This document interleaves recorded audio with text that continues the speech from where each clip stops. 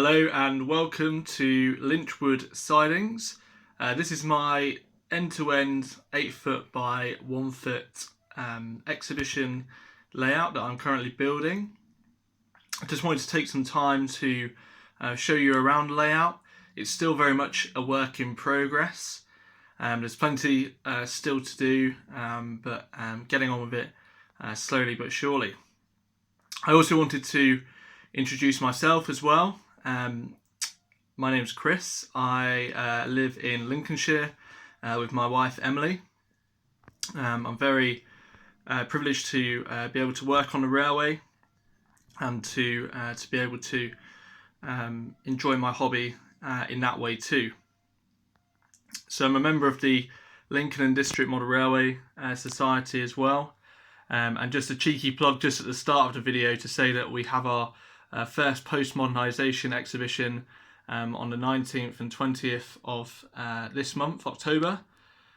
This is taking place at the Newark Showground. Newark's a really easy location to get to by train. It's on the East Coast Main Line and also by road as well, being on the A1. So we'd love to see as many of you down there as possible. Tickets are £8. It's the first time we've ever done this. It's going to be an amazing weekend. Plenty of diesel and electric layouts to enjoy, some fantastic traders so that you can spend all of your hard-earned cash on that new loco or wagon. But if you would like any more details, please visit our website, Lincoln and District Model Railway Society.co.uk. I'll leave a link in the description below to that. I know Richard from New Junction's coming along to film the day, so we're really looking forward to seeing him there. And if you're able to come along, it'd be good to meet you. So let's have a look around the layout now. It's a small layout. It's an end-to-end layout. I purposely kept it really simple. This is the first proper layout that I've built myself, and so I didn't want to make it too complicated in terms of the track work or the scenics. So let's show you around now. So I'm really fortunate to have a outdoor shed in the garden, a brick shed, which is kind of like my workshop, my workbench, the area that I work on, the layout, and also working on locos and other projects that I've got going on. So the layout's just sat on this purpose-built shelf, which is a nice height to be able to work on the layout. I've got some trestles from eBay that I bought recently that I'll use for exhibitions, but for now, just to have it at home, the layout is just on this shelf. So a little bit about the layout itself. Originally, I designed it to be a wagon repair depot. This idea did cease in the end because I wanted to keep things simple. From the outset, I changed it into more of a marshalling yard, sort of freight yard sort of style design. So just really easy to shunt locos and wagons around, to just have some fun doing that and to show off the stock. I'd say my main interest really in the modelling world is not building layouts. I have to admit, I prefer modifying, detailing, rolling stock. Locos, renumbering, renamings, stuff like that. That's really what I enjoy doing. So building a layout is quite a new experience for me. I've learnt a lot. I've asked a lot of questions. I'm really fortunate to have some great friends around me who are really skilled in what they do. So it's been really good to learn from them. So anyway, I'll stop waffling. Let's have a look around the layout. When I started designing the layout, Pico had just announced the new bullhead range of track, and that's what I've used here. It's really nice. I have to say, it's very fiddly. It's very fragile, very fiddly, easy to make mistakes, and trust me, I've made quite a few of these points. But you can just see how realistic it looks, particularly when it's weathered. It does look very appealing. So the track work is all Pico bullhead. It's ballasted with Woodland Scenic's grey blend. I think it's the fine blend that I've used. I know a few others have used that as well, and if I'm honest, it's crying out for some weathering at the moment. It's too new, definitely too new looking, so we plan to do that in the near future. So the layout is also DCC operated. I use the GaugeMaster Prodigy Express controller at the moment, which you might be able to just see down here in the bottom right hand corner. Really affordable unit. I've had the NCE Power Cab in the past. Again, great controller. I couldn't really get on with it personally, so I sold that, and I've got this GaugeMaster Prodigy now, and I love it. Really easy to use. So the layout's operated by Cobalt, the Cobalt Alpha system of point motors, with a Mimic panel where the filter yard is at the back there. I'll show you that at some point. So they're all electrically operated, slow moving, so they look they look very realistic when they operate, and I've been really pleased with those so far. Again, installation fairly easy. I've had a few troubles with trying to seat the point motors correctly so that they throw the point across and keep electrical contact flowing, but it seems to have settled down now. Now the layout's been up for a while and testing.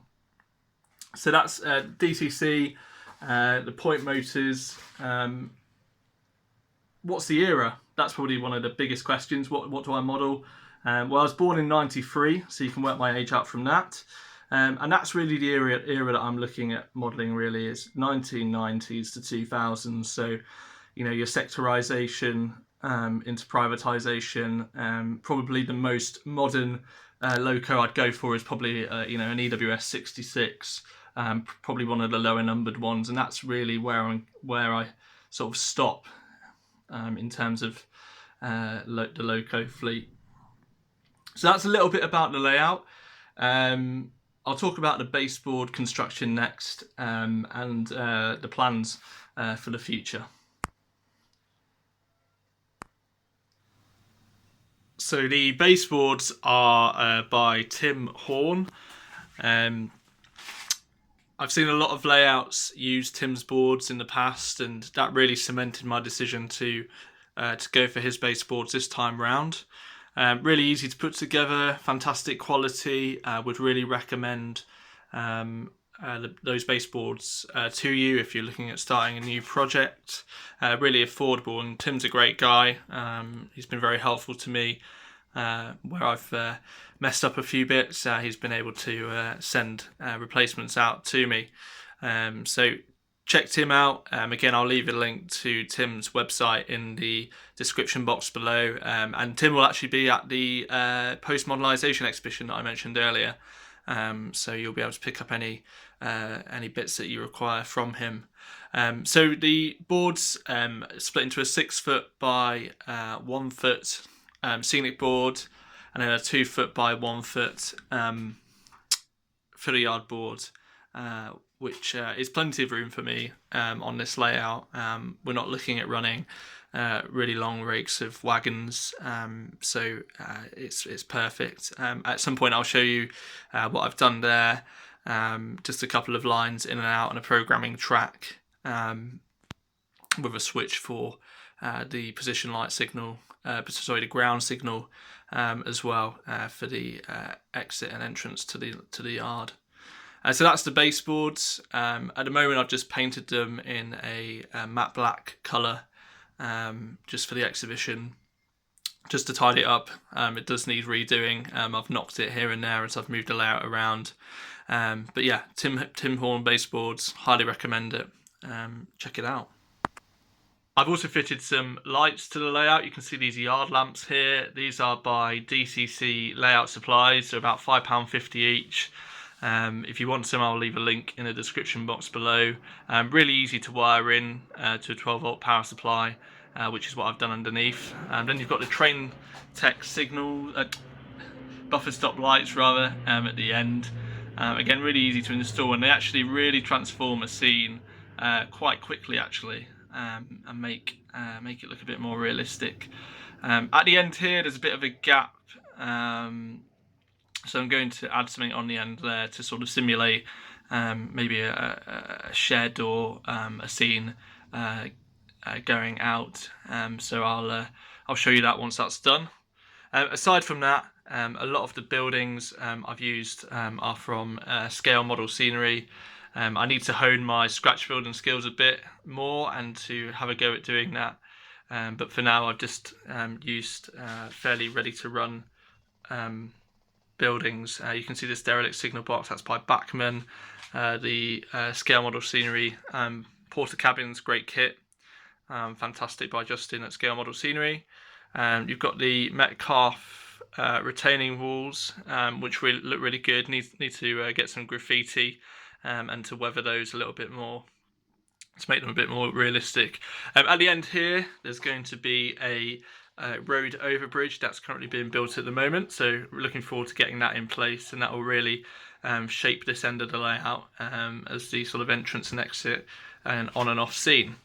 You'll also see that I've got a a ground signal here to control entry and exit to the yard. This is working, as you can see, and is operated by a switch in the background on the fill the yard board. I love signals. I love having that sort of element on the layout to make it look more prototypical and to ensure prototypical operations. Hopefully there's not too many spads at the exhibition. We'll wait and see. Added some base layer scenery onto the front of the board here. This is just various scatters by Javis and Woodland Scenics. You can see I've got some line side debris there as well, and then some coarse turf.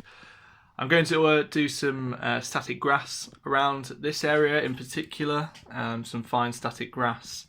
And also further up to this end of the layout. It looks a bit flat earth at the moment, but I'm going to change that as soon as that arrives. So I had ordered some stuff from WWS. I've seen some fellow YouTubers use that, and it seems to produce good results. So I'll have a go with that once it arrives. You've also got the tubular fencing by Scale Model Scenery. I've ordered some more of this. Again, it looks really nice, painted up, and really sets off the scene. Really, aside from that, the layout, as I said at the start, is still very much a work in progress. You can still see there's lots of bare baseboard that's crying out for some further detail and scatter. But I'm really happy with what's happened so far. I'm definitely stretching myself in terms of layout building. As I said at the start of the video, this is the first proper layout I've built myself, and I've certainly learned a lot of techniques, even things that I never dreamed of being able to do, really. So it's been really helpful. As I said, I've got a lot of good fellow modelers around me who have really been helpful in sharing their knowledge and advice. I've also fitted some LED strip lights just in the underside of the board. I don't know if I can show you there. That's really set off the scene a lot more as well. It means I can dim. They're dimmable as well, so in exhibition settings where the lighting might not be very good, I can adjust that to suit. So that's what I did yesterday. They're just from Amazon. I think they cost about £12. Usually you use them in your kitchen or around your house to light an area, but they're really easy to wire in. I've just popped a hole in the corner and run those underneath. Comes with its own power supply. Great little tool, particularly as my wiring skills are not the best. And so that's really the layout at the moment. I've got the back scene to carry on doing. As you can see down here, I've started adding some fencing in front of this factory unit. I'm really waiting to get this road overbridge in it towards the end of the layout before I do anything else, just to make sure that there's enough space for that to go in. That's really going to set that area off down there really nicely. The ground signal might need to be moved. That could be interesting. So we'll wait and see how that pans out. But I really wanted to show you in this video the basis of the layout, what it was about, and I guess going forward I'd like to try and document my journey with this layout and any future projects. I think that's the beauty of model railways, is that actually when you're working on a project, you're always having thoughts to what's ahead and to the ideas that you may have going forward. So I'm really happy with this layout so far. It's definitely been really fun to put together, and there's been some difficult times, some stressful times, blood, sweat and tears, but it's really fun. And I'm looking forward to showing it at the Postmodernisation exhibition on the 19th and 20th of this month. So that's really it for this video today. Let's call this an October layout update. This is my first one and my first foray into YouTube, so I hope you'll be kind to me. I've not got any serious camera gear. I'm literally using my mobile phone to film this, and any editing is just done through a basic video editing software. But I've really been encouraged by the YouTube community of modelers, particularly guys like Cottesmore, David Jones and Richard Watson at New Junction.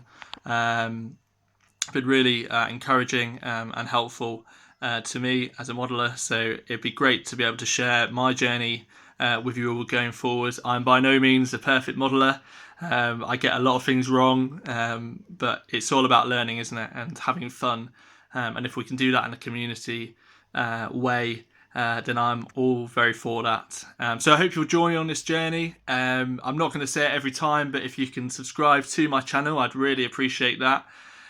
Just so that you can gain access to my videos. And really going forward now, I'm getting the layout ready for the Postmodernisation exhibition next week at Newark. Again, I'll leave a link in the description below, so you can come and see Lynchwood Sidings in the flesh. Come and meet me, and I'll be able to show you around the layout. It'll be really good to meet anybody that comes along, so make yourself known. As for what's ahead, as I said, I do work on the railway. Layout updates aren't going to come very often. I'll try and do a layout update once a month just to show you what I'm doing.